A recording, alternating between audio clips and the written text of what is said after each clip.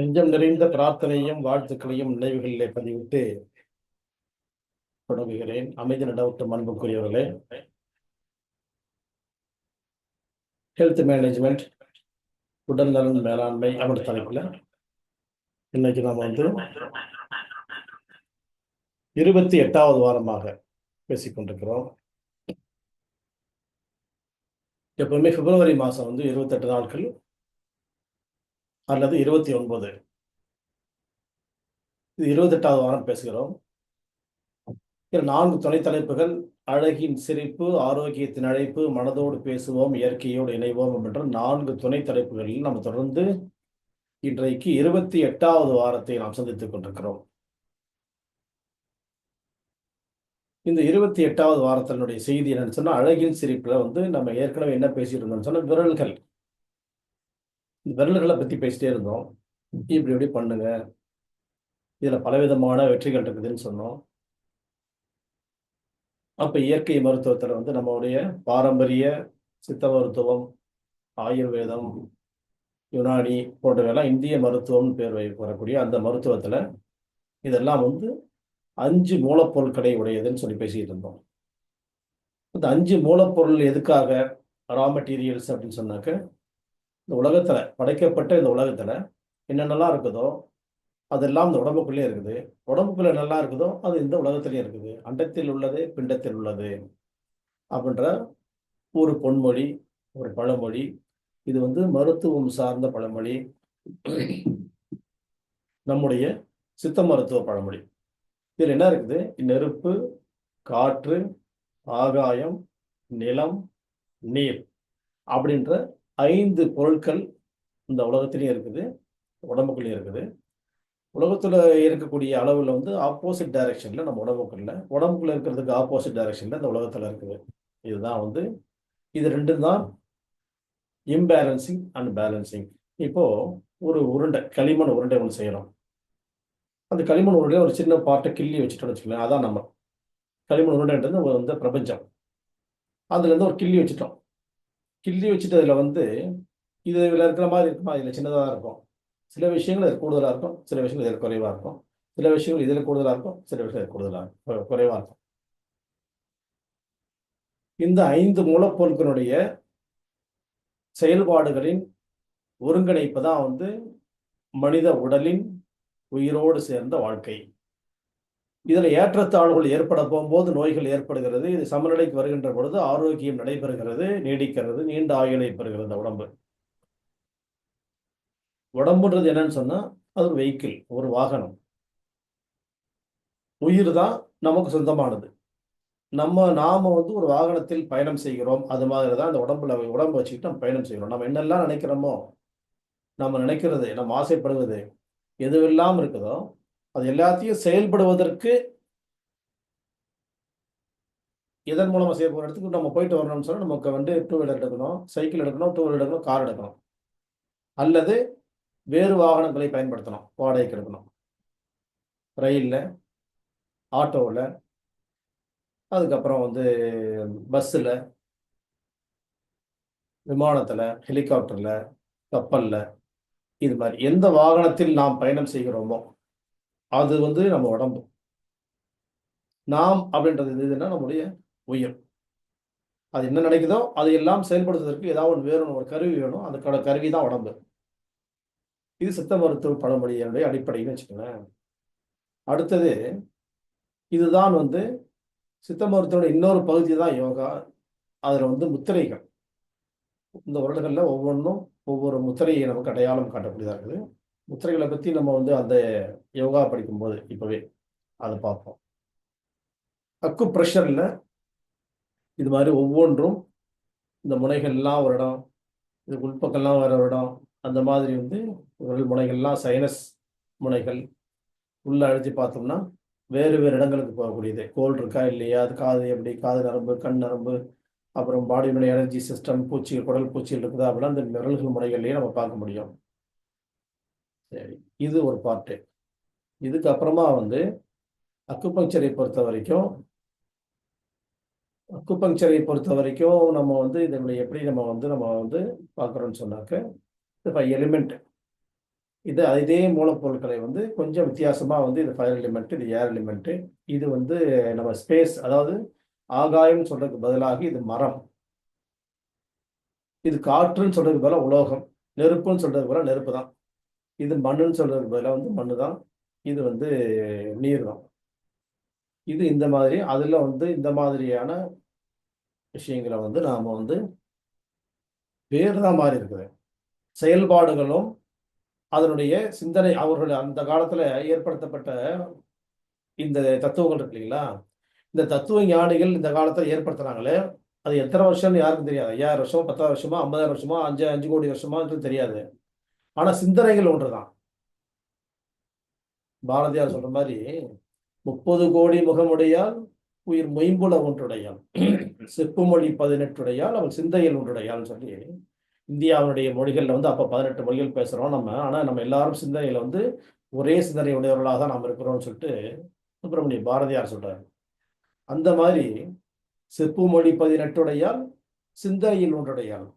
அப்ப இது எல்லாம் எந்த உலகத்துல எந்த மூலையில யார் வந்து இந்த மருத்துவத்தை வந்து ஆராய்ந்து பார்த்தாலும், இந்த மாதிரி மனித குலத்திற்கு நன்மை செய்யக்கூடிய விஷயங்களை எல்லாம் வந்து பகுத்து நமக்கு வந்து பகிர்ந்தளித்தாலும், அது எல்லாமே வந்து ஒரே ஒரு விஷயத்தை தான் நமக்கு வந்து அறிமுகப்படுத்துது. இது எல்லாமே 5 மூலப்பொருட்கள் அப்படின்ற விஷயத்தை தான். இதுல தான் வந்து நம்ம வந்து என்னென்னலாம் பண்ண முடியுன்றது போன வாரம் வந்து இப்படிலாம் நம்ம வந்து செய்யுங்கன்னு சொன்னோம் நம்ம. இதனால என்ன ஆகுது? 5 எலிமெண்ட்டு. இந்த மாதிரி 5 விரல்களையும் சேர்ந்து நம்ம உணவு எடுத்து சாப்பிட போகும்போது, ஒரு எலிமெண்ட்டுடைய உணவுல வந்து 1 குறைஞ்சு 1 கூடிருந்துச்சுன்னு சொன்னா, அதுக்கப்புறம் வந்து அதுல வந்து நாம வந்து இத பேலன்ஸ் பண்ணிக்கிறதுக்கு இந்த விரல் முனைகள் பயன்படுது அப்படின்றத பத்தி பேசிட்டு இருந்தோம் நம்ம. நிறைய வந்து விரல்கள பத்தி பேசிட்டே இருக்கிறோம். இந்த விரல்கள பத்தி பேச போகும்போது, நாம இன்னைக்கு வந்து அந்த விரல்கள் மூலமா இன்னும் என்ன செஞ்சுக்க முடியும் அப்படின்னு சொன்னாக்க, இந்த உள்பகுதியில தொடு போகும்போது தான் வந்து இது இன்னும் அந்த முத்திரைகள்லயும் இந்த முத்திரைகள் ஒண்ணு ஒண்ணு ஒரு முத்திரைகள் அறிவா அடையாளம் காட்டுதுன்னு யோகாவுல, சித்த மருத்துவத்துல, அக்குப்ரெஷர்ல, அதே மாதிரி அக்குபங்க்சர்ல. அக்குபங்க்சர்ல இந்த விரல் வந்து நுரையீரலோட சுவாசிக்கக்கூடிய நுரையீரலோடு சேர்ந்த ஒரு விரல். இது பெருங்குடலோடு, பெருங்குடல் உடம்புக்குள்ள இருக்கக்கூடிய பெருங்குடல் 5 அடி குடல் இருக்குது. அதுல கடைசி பகுதி தான் வந்து மலக்குடல். இந்த பெருங்குடலோடு சேரக்கூடிய ஒரு இடம். இது வந்து பெரிகார்டியம், இதய உறையை சேர்ந்த ஒரு இடம். இதய உறைக்கு இதய உறைன்னு சொன்னா ஹார்ட்டுக்கு வந்து 2 பார்ட் இருக்குது. பெரிகார்டியம்ன்றது மேல் பகுதி, புறப்பகுதி, உள்பகுதி ஒன்று இருக்குது. அந்த உள்பகுதிக்கு பேர் வந்து மயோகார்டியம். மயோகார்டியம்னா தசைகளால் ஆனது. மயோனா தசைகள். அப்போ அந்த 2 சேர்ந்து தான் ஹார்ட்டு. ஹார்ட்டுடைய வெளிப்புற பகுதியை நிர்வாகம் செய்யக்கூடிய ஒரு இடத்தை வந்து ஒரு உறுப்பாக வந்து சீனர்கள் கணித்திருக்கிறார்கள் அந்த காலத்துல. அதனுடைய தொடர்ச்சி தான் அந்த இடம். தொட்டால் எங்க போகுதுன்னு சொன்னா ஹார்ட்ல இருந்து பிரெயினுக்கு கனெக்ஷன் ஆகுது இடம். இந்த விரல், நடுவிரல். ஏன்னா ஹார்ட்ல இருந்து மேல போகணும் இல்லையா, அது விரல் நீட்டா இருக்கு. 5 விரல்ல நீளமா இருக்கிறதுக்கு காரணம் என்னன்னு கேட்டா, டுவர்ட்ஸ் அப்வர்ட்ஸ், அப்வர்ட்ஸ் டைரக்ஷன். இது இங்க இருந்து இங்க போகணும், ஹார்ட் டு பிரெயின். சரி, இது வந்து 4வது விரல் வந்து வெப்ப கட்டுப்பாடு. இது வந்து நம்ம வந்து சித்த மருத்துவத்தில் இது பூமி, மண்ணுன்னு சொல்றோம். மண்ணுன்னா என்னது? நம்ம வாழக்கூடிய வசிப்பிடம் பூமி. இந்த பூமியில இது அதே இன்னொரு கருத்து தான் இது. இப்போ வந்து நெருப்பு, இது வந்து நெருப்பு,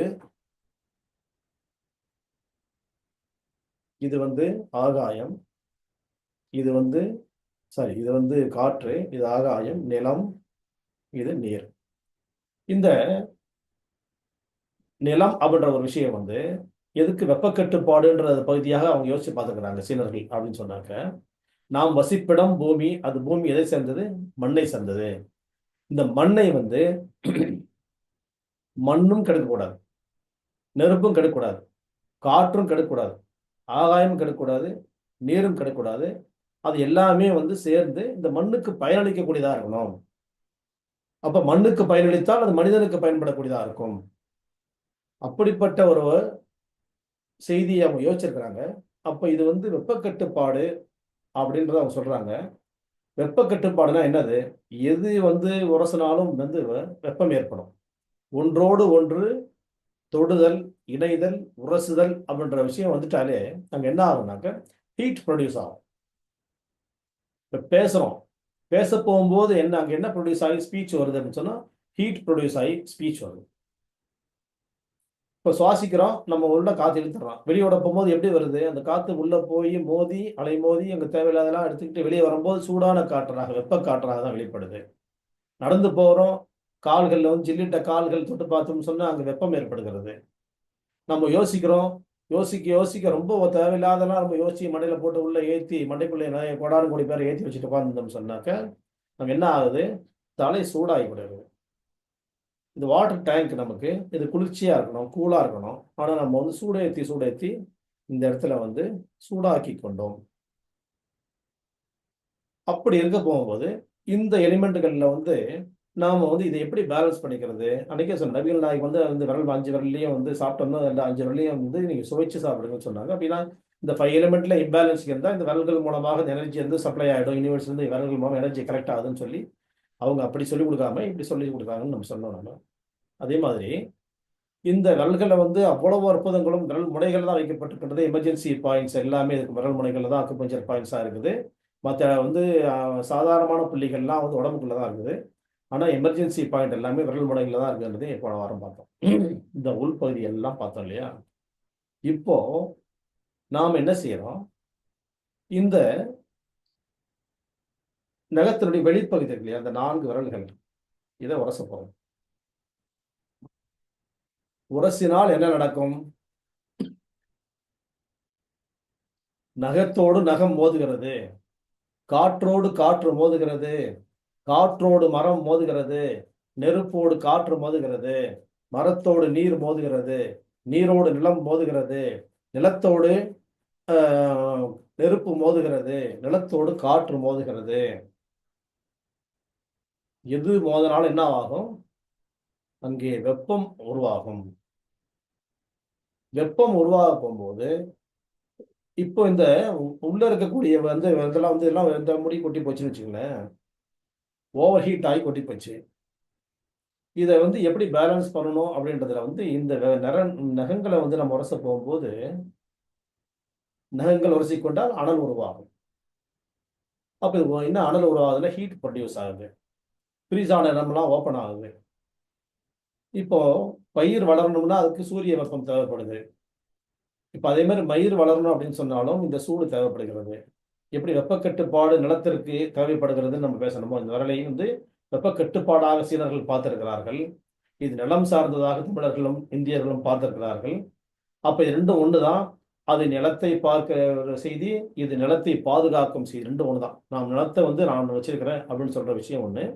நிலத்தை பாதுகாப்பாக வைத்துக் கொள்வதற்கு நான் வந்து ஏற்பாடுகள் செய்திருக்கிறேன். அது காம்பவுண்ட் போடுறேன், அப்படி போடுறேன் அப்படின்றது சொல்றது ஒண்ணு. ரெண்டும் ஒண்ணு தானே. நம்ம வீட்டை பாதுகாப்பாக வச்சிருக்கோன்றது வேற, நம்ம வீட்டை சுத்தி காம்பவுண்ட் போடுறோன்றது ஒண்ணுதான். அது மாதிரி இந்த மாதிரி வருஷ போகும்போது இங்க இருக்கக்கூடிய வெப்பம் என்னவாகுது? இங்க இருக்கக்கூடிய வந்து எல்லாம் சூடாகி போச்சு இல்லையா? இப்ப இங்க என்ன ஆகுன்னா இங்க வெப்பம் இங்க வருது.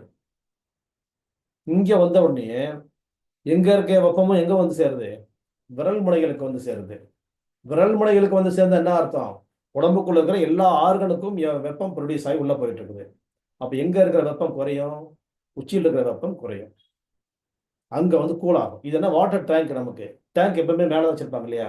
அதே மாதிரி இயற்கையாகவும் நம்ம வந்து இந்த பகுதியை வந்து சித்த மருத்துவத்தில் கபம் சார்ந்த பகுதி இந்த உருண்டை. கபம் கபம் குறைஞ்சிட்டாக்க ஹீட் ப்ரொடியூஸ் ஆகிடும். ஹீட் ப்ரொடியூஸ் ஆகிட்டாக்க இந்த மாதிரி வந்து எல்லாம் வந்து வெட்ட வெளியாகிடும். இந்த வெட்ட வெளியை நாம வந்து மறுபடியும் பயிர் வளர வைக்கணும்னு சொன்னாக்க இந்த வெப்பத்தை இங்க இருக்கிற வெப்பத்தை கொண்டு போய் எங்கேயா சேர்க்கணும். எங்க கொண்டு போய் சேர்க்கணும்? இங்கே தான் சேர்க்கணும். இந்த விரலில் சேர்த்தோம்னா இது வெப்பம் வந்து வெப்பத்துக்குரிய விரல். இதுல நெருப்பினுடைய விரல்கள். இது சேர்த்தனாக நெருப்பு வந்து குறைஞ்சி கூலாகிடும் இதை தைச்சோம்னா. ஆனால் இந்த விரல வந்து தைக்கக்கூடாது. இந்த 4 விரல் தான் தைக்கணும். மற்ற 4 இடங்கள்லையும் இருக்கக்கூடிய அந்த காற்று குறைஞ்சிரும். அப்போ வந்து அதே மாதிரி வந்து நீர் குறைஞ்சிரும். அதே மாதிரி வந்து ஆகாயம் அல்லது மரம் குறைஞ்சிரும். அதுக்கப்புறம் மண்ணுடைய தன்மைகள் மாற்றம் ஏற்படும் இது பண்ணும்போது.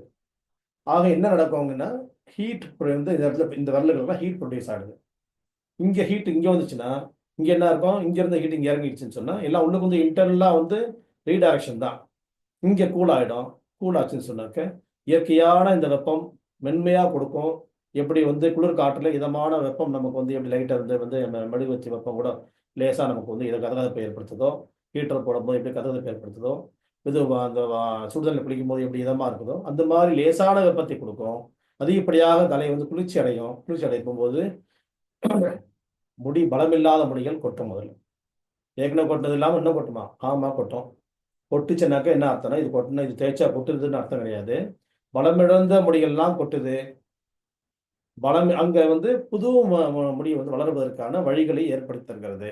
இது எப்படி வாழை மரத்தை யோசிச்சு பண்ணி பாருங்களேன். நம்ம அடிக்கடி பேசுறது வாழை மரத்தை பற்றி. இந்த மண்ணில் வேரோடி மாநிலத்தில் கால் பதித்து வீசும் புயற்காற்றை விழும் வரைக்கும் நின்றெதிர்ப்பேன். நின்றெதிர்த்த முடிவில் நான் நிலத்தில் விழுந்து விட்டால் என் கன்றதற்கும் கன்றுடைய கன்றதற்கும் கன்றுகளின் கன்றதற்கும் மரங்களில் நான் ஏழை எனக்கு வைத்த பெயர் வாழை. இப்போ வாழை மரம் ஒன்று சாஞ்சோன்னு புது மரம் வரப்போகுதுன்னு அர்த்தம். புது மரம் குரோத்தை வழி விட்டுட்டா இது சாயுது. அப்போ இந்த தலைமுடி என்ன ஆகுதுன்னா பலமிழந்த முடிகள் எல்லாம் வழிவிட்டு புது குரோத்துக்கு வழிவிடுகிறது. அதனால் பலமிழந்த முடிகள் எல்லாம் கொட்டுது, புது முடி வளர்ச்சி ஏற்படுகிறது. இதுதான் அழகின் சிரிப்பு. இந்த அழகின் சிரிப்பை நீங்கள் அழகாக சிரிக்க வேண்டும். சிரிக்கின்ற பொழுது அழகாக இருக்க வேண்டும். தலைமுடி வளர வேண்டும் என்பதில் வந்து யாருக்கும் வந்து மாற்று கருத்து இல்லை, ஆட்சேபம் இல்லை, இன்க்ளூடிங் மைசெல்ஃப். அப்போ வந்து ஒரு அப்படியே முடி வளர்ந்துட்டாக்க நீங்கள் யாருன்னு நீங்கள் தெரியாத மாதிரி எப்படி அடையாளம் யார் நீங்கள் யாருன்னு கேட்குற மாதிரி இருக்காதா, அவர் காலம் வராதான்றது ஓடிட்டு தான் இருக்குது. ஆனால் அது கூட அதை தாண்டி வந்து மூளைக்குள் சூடான பகுதி அதிகமாக இருந்து கொண்டிருக்கிறதுனால அந்த வாய்ப்புகள் குறைவுன்றதுனால யார் யாருக்கெல்லாம் வந்து மூளை சூடாகி வச்சுக்கணும்னு நினைக்கிறாங்களோ அவங்க மூளை சூடாக வச்சுக்க வேண்டியதான். நாங்கள் வந்து முடி வளர்க்க நினைக்கிறோம், முடி வளர்க்கலாம். எது வேணுமோ அதை வளர்த்துக்கலாம். வளர்ப்பதற்கு இந்த 4 விரல் மணிகள் உங்களுக்கு அழகாக பயன்பட்டு கொண்டிருக்கிறதா என்பதுதான்ன்றது அழகின் சிரிப்பு. அதுக்கு அடுத்தது இயற்கையோடு இணைவோம். இயற்கையோடு இணைவோம் அப்படின்ற பகுதியில் வந்து நம்ம வந்து போன வாரம் வரைக்கும் வந்து பதஞ்சலி முனிவருடைய அஷ்டாங்க யோகாவை பற்றி பேசிகிட்டு இருந்தோம். யோகா என்பது ஒரு தனி மனிதருக்கோ தனி குலத்திற்கோ தனி இனத்திற்கோ தனி மொழிக்கோ உரிய சொந்தமானது அல்ல. அது யாருக்கு சொந்தமானது அப்படின்னு சொன்னா அது யாருக்கு சொந்தமானது? முழுமையான மனித குலத்திற்கு சொந்தமானது. மனித குலத்தினுடைய நல்வாழ்வுக்கு சொந்தமானது. மனித குலத்தின் ஆரோக்கியத்திற்கு சொந்தமானது. மனித குலத்தின் அறிவாற்றலை வளர்க்கக்கூடியது. மனித குலத்தின் ஆயுளை நீடிக்கக்கூடியது. மனித குலத்திற்கு வந்து ஒழுங்கான பாதை அமைத்து நடக்கக்கூடிய வாய்ப்பை ஏற்படுத்தி தரக்கூடியது தான் யோகா. அதில் வந்து டிஃப்ரெண்ட் ஸ்கூல்ஸு, ஒவ்வொரு ஸ்கூலும் ஒவ்வொரு விதமாக நமக்கு வந்து சொல்லுவாங்கன்னு சொல்லியிருக்கிறோம். நம்ம அதில் தான் நம்ம பதஞ்சலி முனிவருடைய அந்த 8 விஷயங்களை நம்ம எடுத்துக்கிட்டோம். அப்படி எடுத்துக்க போகும்போது அதில் வந்து என்னென்னலாம் வந்துச்சு நமக்கு மறுபடியும் ஒரு தடவை சும்மா ஒரு சின்ன சிம்பிளாக சொல்கிறேன் பாருங்க. யாமா அப்படின்னாக்க செய்யக்கூடாதவை, டோன்ட், அவாய்ட் பண்ணுங்க. 5 மேட்ரு, 5 விஷயங்களை நம்ம முதல் ஒரு வாரம் பேசணும். அடுத்து நியமா, டூஸ், எதெல்லாம் செய்யணுமோ அதெல்லாம் ஒரு 5 விஷயங்களை பற்றி பேசணும். அடுத்தது ஆசனாஸ், ஃபிசிக்கல் எக்ஸசைசஸ். இது வந்து ஃபிசிக்கல் எக்ஸசைசஸ் மட்டும் சொல்ல முடியாது. ஃபிசிக்கல் எக்ஸசைஸை வந்து மூச்சோடையும் உணர்வோடையும் நம்ம சேர்ந்து செய்யணும் அப்படின்னு சொல்ல போகும்போது அதில் எனர்ஜி வேஸ்ட் ஆகாமல் செய்யக்கூடியது தான் வந்து உடற்பயிற்சிகளை உடம்புல இருக்கிற எனர்ஜியை செலவிடாமல் செய்து கொள்ளக்கூடியது தான் வந்து ஆசனங்கள். இப்போ ஆசனம் தான் யோகான்ற உலகம் பண்ண சொல்கிறாங்கன்றது இல்லை நம்ம திரும்ப சொல்லிட்டு இருக்கிறோம். ஆசனம் என்பது யோகாவுடைய ஒரு பகுதி. 4வது பகுதி பிராணாயாமா. பிறக்க போகும்போது நமக்கு இயற்கையாக கிடைக்கக்கூடிய அந்த சுவாசம் அது எப்போ முடியும்னு சொன்னால் நம்ம வந்து இறக்குன்ற போது முடியும், இல்லை அது முடிஞ்சிச்சுன்னா இறந்துருவோம். அப்படி இருக்கக்கூடிய அந்த காற்றை நம்ம வந்து பாதுகாப்பாக சேமித்து வைத்து நம்முடைய ஆயுளுக்கு கடைசி வரையிலும் அதை பயன்படுத்தி கொள்ள வேண்டும். அப்போ வந்து controlling the prana, controlling the breathing is called pranayama. அது வந்து கட்டுப்பாடாக வச்சு சேஃப்டியாக வச்சுக்கணும். நம்மகிட்ட வந்து சேவிங்ஸ் இருக்கணும் இல்லையா? எதுலையுமே சேவிங்ஸ் இருந்தால் தான் நம்ம வந்து லைஃப் ஓடும். அப்போது நம்மகிட்ட சேவிங்ஸ் இல்லைன்னா என்ன செய்ய முடியும்? நம்ம வந்து கடன் வாங்க வேண்டிய சூழ்நிலை வரும். இல்லைன்னு சொன்னால் பிச்சை எடுக்க வேண்டிய சூழ்நிலை வரும். அப்போது வெண்டிலேட்டர் யூசேஜஸ்லாம் என்னது? பிச்சை. அப்போ நாம் வந்து இயற்கையாக இருக்கிறத சேஃப்டி பண்ணாதனுடைய விளைவு நம்ம வெண்டிலேட்டர் யூசேஜோட நம்ம வாழக்கூடிய ஐசியூவில் போய் படுத்துக்கணும். அப்போ அந்த இன்டென்சிவ் கேர் யூனிட் எதுக்காக? நம்ம அதெல்லாம் வராமல் தடுத்துக்க முடியுமா இல்லையா? அதற்கான வாய்ப்பு நம்ம கையில இருக்குதே. வேற எந்த ஒரு மருத்துவத்திலையும் கூட சொல்லப்படாத ஒரு விஷயம் வந்து, நம்முடைய இயற்கை மருத்துவத்தில வந்து சித்த மருத்துவம், யோகா இதுல வந்து யோகா ஒரு பார்ட். இந்த யோகாவுல பிராணாயாமான்ற விஷயம் வந்து உலகத்துல வந்து வேற எங்கேயுமே சொல்லப்படாத விஷயம். உலகத்துல அதாவது ஒவ்வொரு பொருளுக்கும் ஒவ்வொரு நன்மைகள் இருக்கிற மாரி, இந்த பிராணாயாமம் நம்ம பகுதிக்கு கிடைச்ச மிகப்பெரிய வெற்றி வந்து இந்த பிராணாயாமம். பெருமையோடு நம்மை நிமிர்ந்து உட்கார வைக்கக்கூடிய ஒரு செய்தி தான் வந்து இந்த பிராணாயாமம். Control the breathing. அதாவது இந்த விஷயம் வந்து பிரீத்திங் அப்படின்றது வந்து நம்ம பிறக்கறதுக்கு முன்பாக கிடையாது. அந்த பிரீத்திங் வந்து குழந்தைக்கு கருவுல வந்து எப்படி நடக்கும்னு சொன்னாக்க, நமக்கு வந்து உச்சிக்குழிவால நடக்கும். நம்ம ஏற்கனவே பேசியிருக்கிறோம் அந்த விஷயத்த. அப்போ வந்து மூக்கு வழியா நுரையீரல்ல எப்ப சுவாசிக்க வைக்கிறோம்னு சொன்னா, குழந்தை பிறந்த உடனே தான் ஆன்னு கத்துது. அப்பதான் அந்த காற்று மண்டலம் வேலை செய்யுது. அப்பதான் அது கூட சேர்ந்து மலக்குடல் வேலை செய்யுது. அப்பதான் அந்த மலம் வெளியேற்றப்படுகிறது.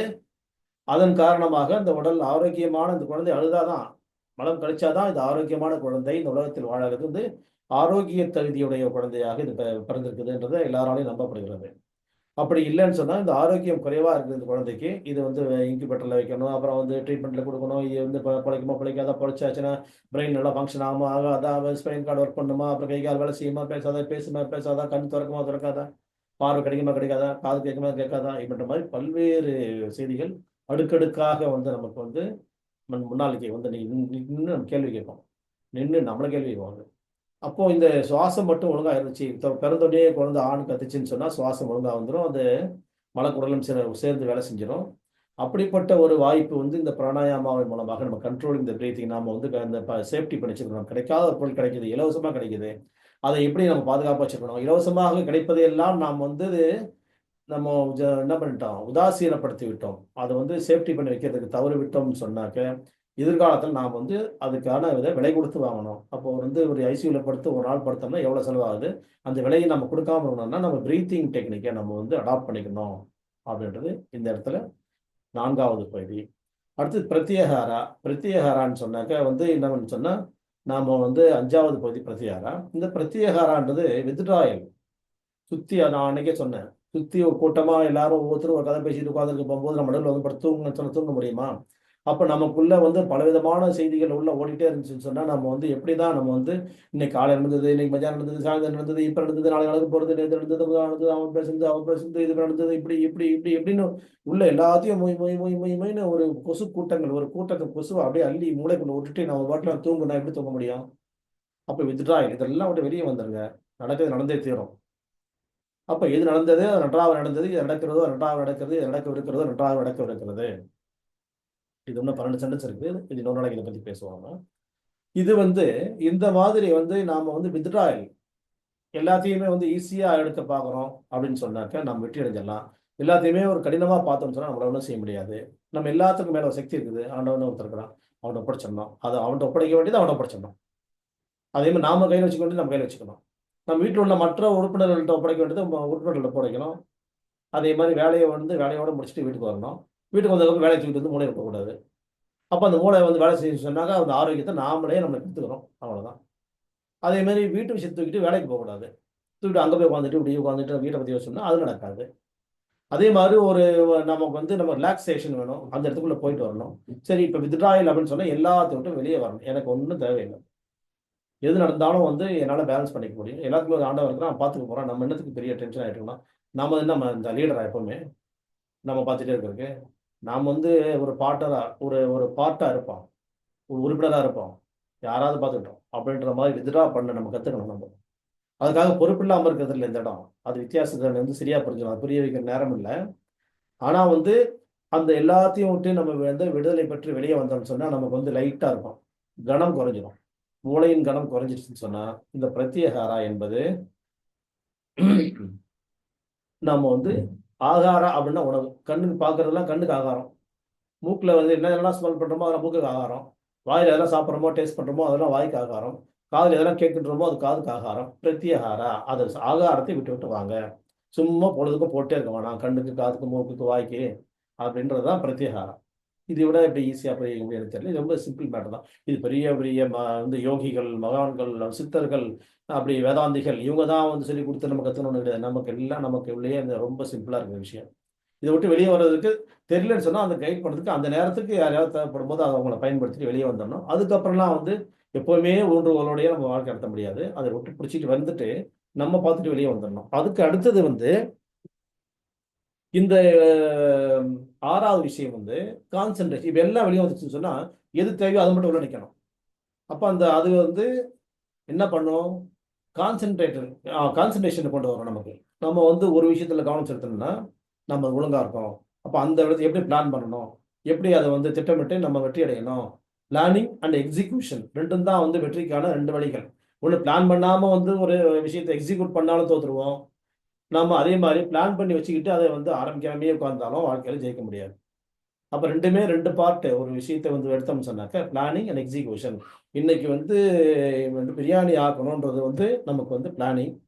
பிரியாணி ஆக்கணும், பிரியாணி ஆக்கணும், பிரியாணி ஆக்கணும் அப்படின்னு சொல்லிட்டு வந்தால் நடக்காது. நம்ம அதுக்கான என்னென்ன வாங்கணுமோ அதெல்லாம் வாங்கணும். இன்னைக்கு வந்து போய் மட்டன் வாங்கணும், சிக்கன் வாங்கணும், இல்லை நான் வந்து வெஜிடேரியன், அதுக்கேற்ற மாதிரி வெஜிடபிள்ஸ் வாங்கணும் அந்த பிரியாணி செய்யறதுக்கு. இப்போ எல்லாம் நமக்கு நெய் வேணும், மசாலாக்கள் வேணும், காய்கறி வேணும், அப்புறம் வந்து கீரை வேணும். பிரியாணிக்கு எங்க கீரை இருக்குது? கீரையில் இன்னொரு கீரையில் வந்து நம்ம புதினா கொத்தமல்லாம் கீரை தானே அப்படின்னு நம்ம யோசிச்சு யோசிச்சு அதெல்லாம் கலெக்ட் பண்ண வச்சா மட்டும்தான் காலையில் நம்ம மத்தியானம் பிரியாணி சாப்பிட முடியும். இந்த மாதிரி பிளானிங் அண்ட் எக்ஸிகியூஷன் இதுக்கான கான்சென்ட்ரேஷன் கொண்டு வர்றது தான் அந்த அடுத்த பாட்டு. அதுக்கு அடுத்தது வந்து தியானம். இந்த தியானாங்கிறது பாட்டு வந்து 7வது பகுதி. இதுதான் வந்து நாம வந்து என்ன சொன்னா நம்ம வந்து சில உச்சரிப்புகளை நிகழ்த்துறோம் எல்லாமல் இறைவன் நோக்கி. அந்த உச்சரிப்புகள் வந்து நமக்கு ஆண்டவனே, கடவுளே, அல்லாஹ்வே, கர்த்தனே, சிருஷ்டிகர்த்தாவே, இப்படி அந்த இடத்துல ஒப்படைக்க போகும்போது நமக்குள்ள ஓடிட்டு இருக்க ஓட்டங்களை வந்து கண்ட்ரோல் பண்ணி இது வந்து நம்ம இதை சொல்லிட்டே இருப்போம் கொஞ்ச நேரம் அப்படின்னு சொல்றது. ஒரு இடத்துல வந்து இன்னொருத்தட்ட ஒப்படைச்சிட்டு உட்கார்ந்துருக்கிறது. இதுதான் வந்து தியானான்றது நம்ம சிம்பிளா பார்த்தோம். அப்போ அந்த விரல்களில் கூட எண்ணலாம். எண்ணிக்கைகள் 98 எண்ணணும். அதே மாதிரி 100 எண்ணணும், 99 எண்ணணும், அப்படிலாம் கணக்கு வச்சிருப்பாங்க ஒவ்வொருத்தரும் ஒன்று. இதை விட்டுட்டு நாம் மணி உருட்டுறோம். சரிட்டு அந்த மணியும் தான் வந்து அந்த ருத்ராட்ச மணிகள், அதுக்கப்புறம் வந்து நமக்கு வந்து தஸ்பி மணிகள், அப்புறம் வந்து நமக்கு என்னது இந்த மாதிரி நிறைய மணி இருக்குன்னு வச்சுங்களேன். மணியெல்லாம் யோசிச்சு சொல்கிற அளவுக்குலாம் வேணாம் நமக்கு இந்த உருட்டுறது. ஆக மொத்தத்தில் ஒரு விஷயத்துக்குள்ள ஆழ்ந்து இருக்கக்கூடிய சிந்தனைகளை வந்து எல்லாம் வல்ல இறைவனத்தில் ஒப்படைக்கிறது தான் வந்து தியானா. இந்த தியானாவுக்கு வந்து பெரிய வந்து பில்டப் ஒன்றும் தேவையில்லை. பெரிய பெரிய சென்டர்கள்லாம் போய் கோடானு கோடி வந்து நம்ம வந்து செலவு பண்ணிட்டு உட்காந்து பண்ண வேண்டிய அவசியம் கிடையாது. அவங்கள்ட்ட இருக்குது 10,000 கோடிகள், வந்து 1,00,000 கோடிகள், 100,00,000 கோடிகள்லாம் இருக்குது அவங்கள்ட்ட. நம்மளும் சேர்ந்து கொட்ட வேண்டிய அவசியம் கிடையாது. நம்ம வந்து நம்ம இல்லத்தையவே தியானமாக மாற்றிக்கலாம், நம்ம இருப்பிடத்தையே தியானமாக மாற்றிக்கலாம். நம்ம அந்த மாதிரி வந்து கவனமாக கொஞ்ச நேரம் வந்து நம்மளை விட்டும் விலகி நம்ம நமக்கு மேலே உள்ள ஒருத்தன் ஒப்படைக்கிறது தான் தியானான்றதை பற்றி பேசியிருந்தோம். கடைசி பாட்டு வந்து சமாதி அப்படின்ற பாட்டு, 8வது பாட்டு. இந்த அஷ்டாங்க யோகா, அஷ்டம்னா 8, அந்த அஷ்டாங்க யோகாவில் கடைசி பாட்டு வந்து சமாதி பாட்டு. சமாதினா என்னன்னா ரிலாக்ஸேஷன். அதுதான், ஒன்றுமே கிடையாது, ஒன்றுமே கிடையாது. ஃப்ரீயாக கிடப்பான், கிடப்பான். இப்போ வந்து மூளை ஓய்வெடுத்து கொண்டே இருக்கிறது, என்னுடைய கண்கள் ஓய்வெடுத்து கொண்டே இருக்கிறது அப்படியே நம்ம சொல்லி பார்க்கணும் மனசுல. அப்படியே காதுகள் ஓய்வெடுத்து கொண்டே இருக்கிறது. அப்புறம் என்னுடைய மூக்கு வந்து சுவாசிப்பது அந்த ஸ்மெல்லாம் பண்ண பாடணும், அது பாடணும் ஃப்ரீயாக ஓய்வெடுக்குது. இப்படி இதழ்கள், என்னுடைய வாயெல்லாம் ஓய்வெடுக்குது. இப்படி ஷோல்டர், தோள்பட்டெல்லாம் ஓய்வெடுக்குது. இப்படின்னு சொல்லி பாருங்களேன், ரொம்ப சிம்பிளா. அப்போ என்ன ஆகணும், எல்லாம் ஓய்வெடுக்கும் போது அப்படியே தொடர்ந்து போகும். ஆனால் அது வந்து வீக்னஸ் கிடையாது, அது எல்லாத்தையும் ஓய்வெடுக்க வைக்குது. ஓய்வெடு, ஓய்வெடு, ஓய்வெடு. அப்போ ரெஸ்ட், ரெஜெனரேஷன் அண்ட் ரிலாக்ஸேஷன். அப்போ ஃபர்ஸ்ட் வந்து நம்ம ஓய்வு தான் முதல் முக்கியம். அப்போ ஓய்வு இல்லாம எதுவுமே செய்ய முடியாது. எந்த ஒரு உலகத்துல எந்த ஒரு விஷயமா இருந்தாலும் ஓய்வுக்கு பிறகு செஞ்சு பாருங்க, அதை வந்து உற்சாகம் செய்ய முடியும். பல மடங்கு ஆற்றல் மிக்கதான் அந்த வேலையை மாற்ற முடியும். அதற்கு தேவை என்னன்னு சொன்னா ஓய்வு. நம் உடம்ப வந்து மூளையையும் உடம்பையும் வந்து ஓய்வாக கொண்டு வரக்கூடிய நிலைதான் வந்து சமாதி பாட்டு, 8வது பாட்டு அப்படின்னு சொல்லிட்டு இருந்தோம். அந்த விஷயத்துல வந்து இன்னைக்கு நாம வந்து என்ன பண்ண போறோம்னா முத்திரைகள். விரலோடு மற்ற விரலை எப்படி எல்லாம் ஜாயின் பண்ணணுமோ அதெல்லாம் ஜாயின் பண்ண முத்திரைகளை வந்து எப்படி எப்படிலாம் செய்யணும்னு சொல்லி நம்ம கத்துக்கிட்டோம்னு சொன்னா இது நம்ம உடம்புல உடைய பல்வேறு கோளாறுகளை வந்து நீக்குவதற்கு, முழுமையான நோய் எதிர்ப்பாற்றலை கொடுப்பதற்கு, முழுமையான ஆரோக்கியத்தை மீட்டெடுப்பதற்கு இந்த பகுதி மிக மிக அற்புதமாக பயன்படுகிறது. ஃபார் எக்ஸாம்பிள் சொல்றேன் பாருங்க. இதுக்கு பேர் வந்து இதுல வந்து இந்த விரல் தொட்டா ஒரு முத்திரை, தொட்டா இன்னொரு முத்திரை, இந்த விரல் மேல வச்சா இன்னொரு முத்திரை, ரெண்டு விரல் சேர்த்து வச்சா இன்னொரு முத்திரை. அப்போ இது வந்து வாங்கிட்டு வாங்க. விஷயங்கள் கொடுக்குது. இது காற்றை கொடுப்பதற்கு, உள்ள கொண்டு வந்து சேர்ப்பதற்கு பயன்படுகிறது. எடுத்து கொண்டு வருது. இப்போ வந்து சாதாரணமா இது மரம் இல்லை, சாதாரணமா வந்து இப்போ நம்ம இருக்கிற இடத்துல இருந்து காற்றை உள்வாங்குவதற்கு இது பயன்படுகிறது. இது சாதாரணமா காற்றை உள்வாங்குவதற்கு. காற்று பத்தல, உடம்பு ஹீட்டா இருக்குது, காத்து வேணும், சுவாசம் வந்து ரொம்ப ஸ்லோவா அடிக்குது, அதாவது அப்படி. அப்ப இந்த நம்ம உலகத்துல வாழ்றதுக்கான வந்து அடையாளமே வந்து நம்ம சுவாசிக்கிறோன்றது தான். அந்த சுவாசம் வந்து குறைவாக இருக்க போகும்போது இது பண்ணணும். சரி, காற்று வந்து குறைவா கிடைக்குது, ஆனா வந்து ஒரு கூலா கிடைக்கல. நம்ம வந்து என்ன செய்யணும், ஒரு காத்தோட்டமான இடத்துக்கு போகணும், மரங்கள்லாம் இருக்கக்கூடிய ஒரு இடத்துக்கு போகணும் அப்படின்னு சொல்ல போகும்போது இந்த ரெண்டு விரலையும் சேர்த்து வச்சால் நமக்கு வந்து நம்ம வந்து ஒரு காட்டுக்குள்ள போயோ இல்லை வந்து ஒரு இயற்கையான எழில் நிறைந்த அந்த மரங்கள் சூழ்ந்த இடத்துக்கு போகும்போதோ அந்த காற்றினுடைய நம்ம கிடைக்கக்கூடிய காற்று வந்து இன்னும் சுகமான, தூய்மையான, குளிர்ந்த காற்றாக நமக்கு கிடைப்பதற்கு பயன்படக்கூடியது இந்த ரெண்டு முத்திரை வைக்கும்போது. காற்று உடம்புக்குள்ள தாறுமாறா ஓடிட்டு இருக்கு. காத்து வீசுது நம்ம மேல, நம்மளால வந்து நம்ம ஆடையெல்லாம் விலகுது, கண்ணெல்லாம் மண்ணு ஏறுது, நம்ம ஒரு ஓரமா ஒதுங்குறோம். அதை வந்து ஒழுங்குபடுத்தணும், நம்மளை வந்து ஒழுங்குபடுத்திக்கணும். அந்த காத்து வந்து நம்மளை வந்து தாக்காம இருக்கணும். நம்ம ட்ரெயின்ல போகும்போது காதை கவர் பண்ணிக்கிறது, தலையை கவர் பண்ணிக்கிறது, கழுத்தை கவர் பண்ணிக்கிறது, அந்த மாதிரிலாம் பண்றோம் பார்த்தீங்களா? அதுதான் வந்து இந்த முத்திரை. சுழற்காத்து வீசுது, நம்மளை வந்து ஒரு சேஃப்டி இல்லாமல் பண்ணிட்டு இருக்குது. நம்ம என்ன பண்ணோம், ஒரு வந்து மறைவான இடத்துல போய் நம்மளை ஒதுங்கிய வந்து எங்கேயாவது வந்து லாக் பண்ணிட்டு இருக்கணும்ன்ற தேடி போவோம் இல்லையா? அந்த மாதிரியான காற்றிலிருந்து நம்ம மீட்டெடுக்கக்கூடிய ஒரு விஷயம் தான் இந்த முத்திரை. இந்த 4 முத்திரைகள் வந்து காற்று சம்பந்தமான 4 முத்திரைகள். உடம்புல வந்து சித்த மருத்துவம் சொல்லித்தர விஷயங்கள் 3 தான். வாதம், பித்தம், கபம் 3 தான் நோய்கள், 3 தான் உடம்புல ஆட்சி. வாதம்னா என்னது? வாயு. வாயுனா என்னது? காற்று. இப்போ வாயு வர்தக், இது வந்து வாயுவை உற்பத்தி பண்ணக்கூடிய இடம். இது குளிர்ந்த வாயுவை உற்பத்தி பண்ணக்கூடிய இடம். இது குளிர்ந்த வாயுவை உற்பத்தி பண்ணக்கூடிய இடம். இது வாயுவை ஒழுங்குபடுத்தி அமைதிப்படுத்தக்கூடிய இடம். வாயுவை வந்து நம்ம வெளிப்படத்தை விட்டு நீக்கக்கூடிய இடம், ஒதுக்கக்கூடிய இடம், நாம் ஒதுங்கக்கூடிய இடம். இதுக்கு பேரு வாத நாசக். வாதத்தை நாசம் செய்ய, நம்ம உடம்பு நம்மளை வந்து நாசம் செய்யக்கூடிய வாதத்தை நாசம் செய்யக்கூடிய முத்திரை வாத நாசக். நாசகனா நம்ம காற்றையே வந்து நாசம் பண்றோம் இந்த இப்படி வச்சுட்டோம்னா. காற்று நம்ம வந்து கெடுக்குதுன்னு சொன்னா இதை வந்து வச்சுட்டோம்னு சொன்னா வாத நாசக்.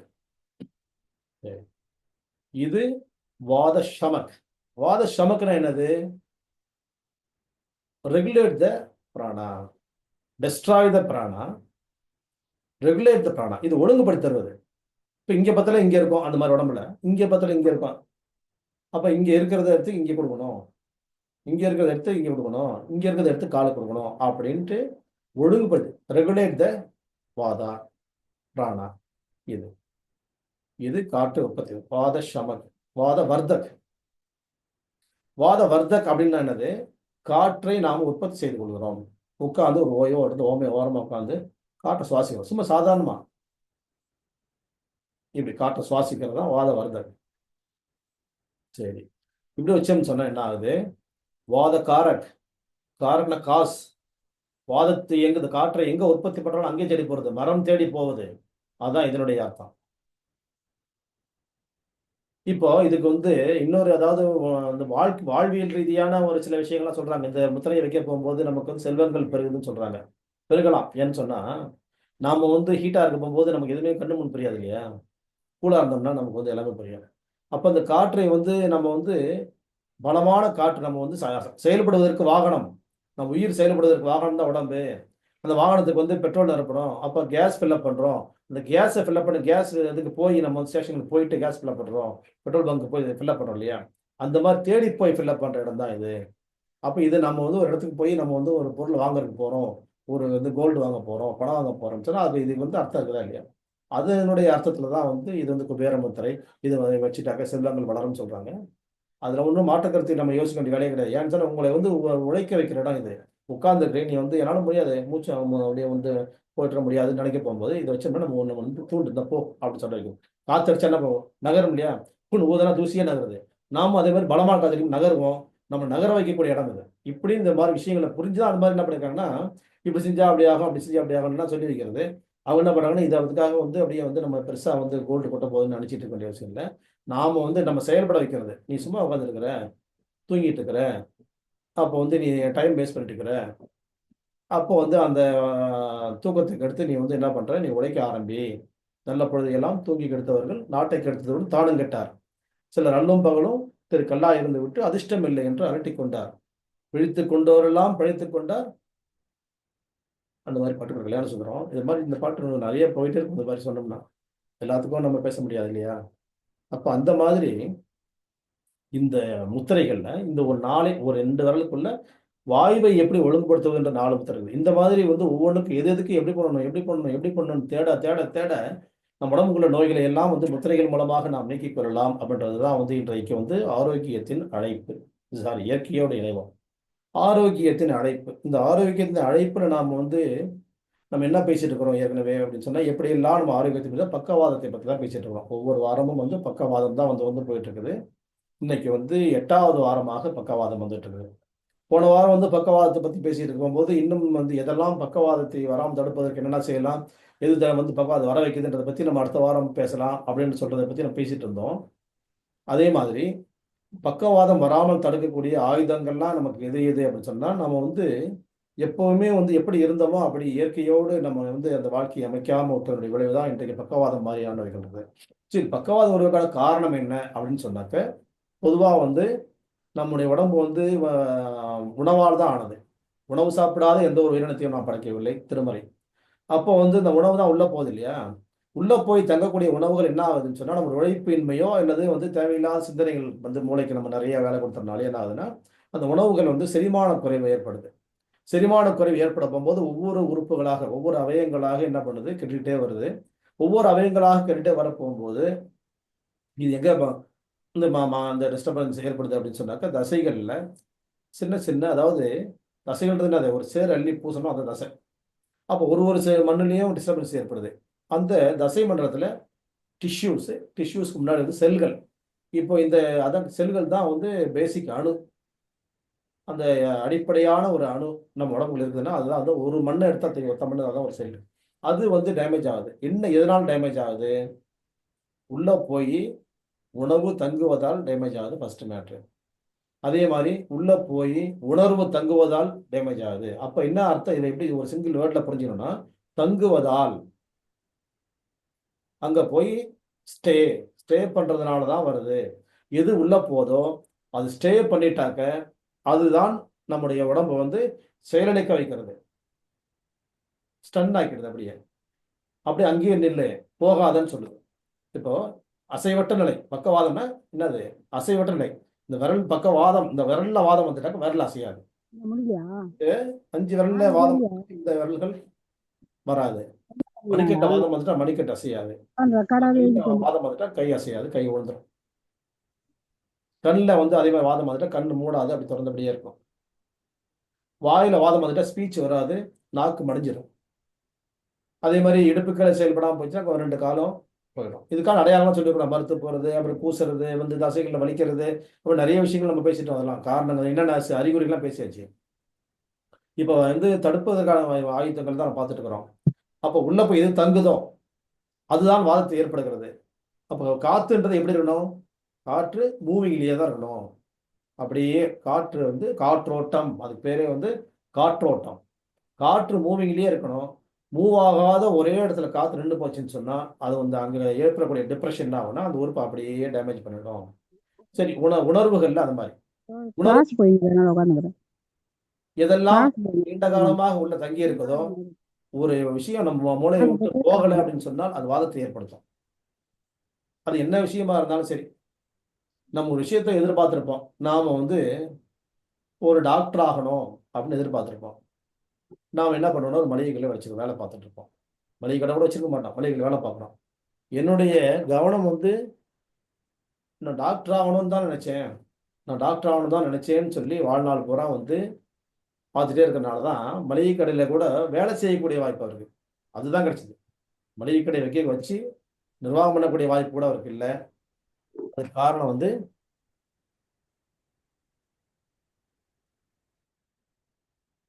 அந்த மூளை வந்து அந்த என்ன குறிப்பு அவர் என்னவாகணும்னு நினைச்சாரோ அதை நோக்கி அதுக்குள்ளேயே தான் நிற்குது. அதை விட்டு வெளியே வந்துட்டாருன்னா அவர் அடுத்த வெற்றியை வந்து வந்துடுவார். இது மாதிரி ஒரு சின்ன ஒரு விஷயம் நம்ம மூளைக்குள்ளேயே நெருடலாகவே இருந்துட்டு இருக்கும். சின்ன வயசுல இருந்தே இருக்கும். நமக்கு எப்படி விவரம் தெரிஞ்சதோ அப்ப இருந்து இருக்கும். அந்த நெருடல் நம்மளை விட்டு நீக்கணும். இனிமேல் வந்து இதுக்கான வாய்ப்பு கிடையாது, இது தேவையில்லை நமக்கு, நான் விட்டுருவோம், அடுத்த இடத்துக்கு போயிடுவோம் அப்படின்னு நினைச்சால் அந்த இடத்துல என்ன ஆகும்? வாதம் வெளியே வந்துடும். அதே மாதிரி வரட்டு பிடிவாதம். வாதத்திற்கு மருந்து இருக்கிறது, பிடிவாதத்துக்கு மருந்து இல்லைன்றது பழமொழி பேசிட்டு இருக்கோம் நம்ம. அப்போ பிடிவாதமும் வாதத்துடைய ஒரு பங்கு தான், ஒரு பாட்டு தான். நம்ம வந்து ஒரு பிடிவாதமான ஒரு விஷயத்தை விட முடியாதுன்னு நம்ம வந்து விட முடியாது. நான் குடிப்பேன், என்னால் நிறுத்த முடியாது. நான் கஞ்சா அடிப்பேன், என்னால் நிறுத்த முடியாது. நான் வந்து இப்போ வந்து அதே மாதிரி வந்து புகையில போடுவேன், என்னால் நிறுத்த முடியாது. நான் செயின் ஸ்மோக்கர்னு சொல்லிக்கிறேன், எனக்கு பெருமையா இருக்குது, நிறுத்த முடியாது. இந்த மாதிரி வந்து நான் வந்து என்னதான் எனக்கு வலி ஏற்பட்டாலும் நான் என்னால் உருளைக்கிழங்கு நிறுத்த முடியாது. என்னதான் எனக்கு பசியே வந்து வாந்தியே வந்துட்டாலும் நான் வந்து என்னால் வந்து இந்த பரோட்டா சாப்பிடாம இருக்க முடியாது. எனக்கு என்னதான் சுகர் லெவல் ஜாஸ்தியாக இருந்தாலும் நான் வந்து அவசரமாக தான் நான் சாப்பிடுவேன், என்னால் நிறுத்த முடியாது, ஸ்பீடாக தான் சாப்பிடுவேன். அது பெருமையாக இருக்கு, நான் தான் மஸ்ட் சாப்பிட்டேன் தெரியுமா உங்களுக்கு, வச்ச டக்குன்னு காலி பண்ண தெரியும் எனக்கு இப்படின்னு சொல்லிட்டு பிடிவாதங்கள் நம்ம மனசு இருந்ததுன்னு சொன்னால் கண்டிப்பாக வாதத்துக்கு அடையாளம் கேட் திறந்து வச்சுக்கணும்னு அர்த்தம். விட்டு கொடுத்தல், பிடிவாதத்தை விட்டு நம்ம வந்து விட்டு கொடுத்துட்டோம்னு சொன்னாக்க வெற்றி அடையலாம். அது உணவாக இருக்கட்டும், உணர்வாக இருக்கட்டும், நமக்கு ஒன்றும் பெரிய வேலை கிடையாது. இப்போ யார் கையில் ஹேண்டில் பண்ணி நம்ம விட்டுட்டோமோ அவங்க பொறுப்பாயிடுது. நம்ம ஏன் சுமந்துட்டு உட்காந்துருக்கணும்? யாருடைய இதுவோ நம்ம சுமக்க வேண்டிய அவசியம் கிடையாது. நம்முடைய இதுவே நம்மளால் சுமக்க முடியல, நம்ம ஏன் வந்து சுமந்து கிடக்கணும்? அண்ணன் தம்பி பிரச்சனையா இருக்கட்டும், அண்டை வீட்டார் பிரச்சனையா இருக்கட்டும், ஒரு வரப்புக்கு வந்து ஒரு 1,00,000 ரூபா தான் ஆகும் ஒரு வரப்பு. அதுக்காக அவங்க 2 பேரும் கேஸ் நடத்துறதுக்கான செலவுகள் 10,00,000 10,00,000 20,00,000 செலவு பண்ணியிருப்பாங்க, அந்த 1,00,000 என்னதுன்றது காமிக்கிறதுக்காக. அப்போ வழக்கறிஞர்கள் வந்து வாய்ப்பு எவ்வளோ பெரிய வாய்ப்பு அடையிறாங்க. ஏமாற்றும் வழக்கறிஞர்கள் வந்து அவங்கள வந்து தவறான வழி நடத்தி கொண்டு போயிட்டே இருப்பாங்க. 10,00,000 செலவு பண்ணி என் இடத்த நான் மீட்டுட்டேன். அவன் யாரு? என் தம்பி தான் அவன். அவங்க என்ன வந்து அநியாயமா பிடிக்கிட்டான், அந்த ஜட்ஜிட்ட ஏதோ காசு கொடுத்து பண்ணிட்டானு தெரியல அப்படின்ற வார்த்தையெல்லாம் வரும். அப்போ இந்த மாதிரி 1,00,000 ரூபாய் பெருமான ஒரு வரப்பை வந்து யாருதுன்ற தீர்மானிப்பதற்காக அவங்க வந்து வழக்கு செலவு வந்து அலைச்சல். அந்த 10,00,000 கூட போனா போயிட்டு போகுது. அந்த வாழ்நாள் எத்தனை தடவை வந்து கோர்ட்டில் போய் அவங்க வந்து இது வாங்கிட்டு வருவாங்க, இந்த ஹியரிங் டைம் வாங்குறது, வாய்தா. அப்போ அதுக்காக வந்து முதல் நாளே ப்ரிப்பேர் பண்ணணும். படிச்சு கட்டுற மாதிரி முதல் நாளே ப்ரிப்பேர் பண்ணி வக்கீலுக்கு ஃபோன் பண்ணி வரான்னு தெரிஞ்சுக்கிட்டு அவருக்கு அன்னைக்கு ஒரு ஃபீஸை எடுத்துக்கிட்டு அதுக்கப்புறம் வந்து பேப்பர் எடுத்துட்டியா, ஜெராக்ஸ் தெரியாது, இது கேட்பார், இதை கேட்பார், அவர் என்னென்ன கேட்பாரோ அதெல்லாம் எடுத்து வச்சுக்கிட்டு அவர் கேட்பார், ஏன் எடுத்து வரல, ஏன் அந்த மாதிரி சொன்னேன். அவருடைய வேலை தான் அது. அவர் நம்மளை கேட்பார். அதெல்லாம் தூக்கி சுமந்துக்கிட்டு ஓடணும், ஓடி போடணும்னா அன்னைக்கு வந்து பாய்காட் பண்ணிட்டு வைக்கல அப்படின்னு நிற்பாங்க. அப்படின்னா ஜட்ஜி வந்து அன்னைக்கு வந்து திடீர்னு வயிற்று லீவ் போட்டிருப்பாரு, இல்லை வீட்டில் ஒய்ஃபில் ஏதாவது பிரச்சனைன்னு சொல்லிட்டு அவர் வந்து அன்னைக்கு வராமல் போயிருப்பாரு. அப்படி இல்லைன்னு சொன்னாக்க வந்து ஏதாவது லோக்கல் ஆல்டேட்டு கவர்மெண்ட்டே லீவ் போடுறாங்க, எப்போ நீங்கள் இல்லைப்பா யாரும் வராதிங்க கோர்ட்டுன்றாங்க. இல்லை வந்து விவிஐபி அந்த வழியாக போகிறாங்க, இன்றைக்கி வந்து இங்கே கிடையாது, இங்கே மீட்டிங் அரேஞ்ச் பண்ண போகிறாங்க, அதனால் ஸ்பேஸ் வேணும் அப்படின்னு சொல்லிட்டு வெளியே அனுப்பிச்சு விட்ருவாங்க. இதெல்லாம் கூட வந்து இல்லாமல் ஆகிட்ட நம்ம வக்கீல் வரா போயிடுவார். வரேன் அங்கே தான் இருக்கிறேன், இங்கே தான் இருக்கிறேன், பக்கத்தில் இருக்குன்னு சொல்லுவார். அவர் எங்கே இருப்பார்? அவர் வேற ஊரில் இருப்பார், கோர்ட் அட்டன் பண்ணிட்டு இருப்பார், இல்லை வேறு ஏதாவது வேலை பார்த்துட்டு இருப்பார். ஆனால் நான் மட்டும் சொல்லுவார், வந்துட்டு இருக்கிறேன், நீ அங்கேயே ஏறி நீ மட்டும் என்ன பண்ணு, பாஸ் ஓவர் பண்ண, டைம் வாங்கிக்க, நான் வந்துட்டு இருக்கேன்னு சொல்லிடுன்னு வரும். டைம் ஆகிட்டு உட்காந்துனா வரவே மாட்டார். உங்களுக்கு கூப்பிட்டாலும் வரவே என்ன வர, நீ என்னென்ன கேட்கலையாமே, ஐயா வந்து உங்களை போச்சுட்டாரு, ஆப்சென்ட் போட்டார். அவ்வளோ ஸ்ட்ரெயின் பண்ணியும் அங்கே ஆப்சென்ட் தான் வாங்கிட்டு வருவோம். அப்போ அந்த பாடு எதுக்கு? அந்த விட்டு கொடுத்தால் அந்த ஜெயிக்கலாம் நம்ம. இதே மாதிரி உணவு எது ஒத்துக்கல, எது ஒத்துக்குது, அதை கண்டுபிடிக்க எத்தனை வருஷம் நமக்கு லைஃப்? ஒவ்வொருத்தருக்கும் 40, 41, 45, 47, 48, 50, 55 அந்த மாதிரி எவ்வளோ ஏஜ் நம்ம போயிருக்கிறோம். மனுஷாமரியார் என்ன சொல்றாரு? மனுஷாமரியாரை பற்றி ஒரு தனியாக ஒரு 30 எபிசோட் நான் பேசுறேன். யாருன்னு இப்போ சொல்கிறேன். அவர் என்ன சொல்றாரு? நீங்கள் வந்து உணவு வந்து சாப்பிட்றீங்கன்னு சொல்லி வச்சுக்கோங்களேன். அந்த உணவை வந்து உங்களுக்கு ஒத்துக்குதா ஒத்துக்கலையான்னு தெரிஞ்சுக்கிறதுக்கு எத்தனை வருஷம் எடுத்துப்பீங்க? 40 வயசுல நீங்கள் டாக்டர் ஆகணும், இல்லைன்னா நீ முட்டாள். அவர் சொல்றது கணக்கு. 40 வயதில் எது வந்து அவனுக்கு ஒத்துக்கிறது ஒத்துக்கலன்னு ஒருத்தர் தெரிஞ்சான்னா அவன் வந்து மருத்துவன், சுயமா தனக்கு தானே மருத்துவம் பார்க்கக்கூடிய மருத்துவன். அப்படி இல்லைன்னா அவன் எதுக்கும் லாய்க்கு இல்லாதவன் அப்படின்னு சொல்றாரு கந்தசாமியார். எவ்வளோ அற்புதமான ஒரு சென்டென்ஸ் இது. சாப்பாடு விஷயம் இதை வேணா கண்டுபிடிக்க முடியாதா? எதையுமே நீ கண்டுபிடிக்க உலகத்துல அவன் நினைக்கிறான், இவன் நினைக்கிறான், அங்க நினைக்கிறான், அங்க நினைக்கிறான், இதெல்லாம் யோசிக்கிறோம் நம்ம. நமக்கு எது ஒத்துக்குது? இன்னைக்கு ஒத்துக்கல. எனக்கு வந்து இன்னைக்கு வந்து கத்திரிக்காய் சாப்பிட்டா அரிப்பு வருது, விட்டணும் கத்திரிக்காய. எனக்கு உருளைக்கிழங்கு சாப்பிட்டா வாயு கோசம் ஆயிடுது. எனக்கு கடலப்பருப்பு சாப்பிட்டா நெஞ்சில் வலியிருந்து அப்படி அடிக்குது. எனக்கு வந்து அதே மாதிரி வந்து மைதா பொருள்லாம் நம்ம வந்து பரோட்டாவோ இல்லை சமோசாவோ சாப்பிட்டுன்னு சொன்னால் ஒரு மாதிரி வந்து அது அடுத்த வேலை பசி எடுக்க மாட்டேங்குது எனக்கு. எனக்கு பச்சை மிளகா சாப்பிட்டா அன்னைக்கு எல்லாம் வந்து எரிச்சல் வந்துடுது. இந்த மாதிரி வந்து நம்ம கண்டுபிடிக்க எவ்வளோ நாள் ஆகும்? துப்புரவா வந்து ஒரு 3 மாசம் நம்ம ஒரு பிடிக்காத ஒருத்தர் நம்ம கெடுத்துட்டே இருக்கிறான்னு சொன்னா அவன் என்ன செய்ய மாட்டான்? அவன்கிட்ட பேசவும் பேச மாட்டான், பேச மாட்டான் கண்டிப்பா. அப்போ அவன்கிட்ட பேசக்கூடாது அப்படின்னு ஒதுக்கி வைப்போம். கொஞ்ச நாள் கழிச்சு அவன் வந்து மனம் மாறி வந்து நான் இந்த மாதிரி அவன்கிட்ட தெரியாம நடந்துட்டேன்ப்பா, நான் வந்து ப்ளீஸ் நான் வந்து உங்கள்கிட்ட பேச விரும்புகிறேன்னு வருவான். அப்போ வந்து நம்ம இது ஒத்துக்காதெல்லாம் ஒத்துக்கும் இல்லையா? சாப்பிட்டு பார்த்தோம்னா அது வரைக்கும் டைம் கொடுத்தால் ஒத்துக்காத உணவுகளை நம்ம ஒத்துக்கும். இந்த மாதிரி வந்து பக்கவாதத்தை ஜெயிப்பதற்கு நமக்கு வந்து மனதில் இருக்கிற பிடிவாதத்தை விடணும். அது வாழ்வியல் ரீதியா நடக்கக்கூடிய ஏதாவது ஒரு சம்பவமா இருக்கலாம், அல்லது வாய் வழியாக செல்லக்கூடிய உணவின் ஒரு பகுதியாக இருக்கலாம். 2ல 1ல நம்ம பக்கவாதத்தை வெற்றி அடைய முடியும்ன்றதுதான் இன்னும் ஒரு செய்தி. அதை பற்றி இன்னும் உள்ள செய்திகளை வந்து பக்கவாதத்தை நம்ம அடுத்த வாரம் பேசுவோம். மனதோடு பேசுவோம் அப்படின்ற விஷயங்கள்ல வந்து ஒரே ஒரு விஷயம்தான். இன்றைய பொழுது காலையிலிருந்து நைட் வரைக்கும் நம்ம என்னென்ன செஞ்சிருக்கிறோம் அப்படின்றத ஒரு பேப்பர்ல எழுதி பார்க்கணும். என்னென்ன சிந்திச்சிருக்கணும், நமக்குள்ள என்னென்னலாம் மைண்ட்ல வந்து போச்சு அப்படி ஒரு பேப்பர்ல எழுத தெரியாட்டும் பரவாயில்ல, நம்ம வந்து எப்படியாவது இருக்க கூட எழுதி ஒரு பேப்பர்ல 2 பகுதி காலிருந்து வாய் வழியா என்னென்ன உள்ள போயிருக்குது. அதே மாதிரி நமக்கு வந்து என்னென்னலாம் வந்து இன்னைக்கு வந்து சிந்தனை வந்து வந்து போச்சு. காலையில வந்து யார் யாரெல்லாம் நம்ம ஃபோன் பண்ணியிருக்காங்க, நாம யாருக்கெல்லாம் ஃபோன் பண்ணியிருக்கிறோம்.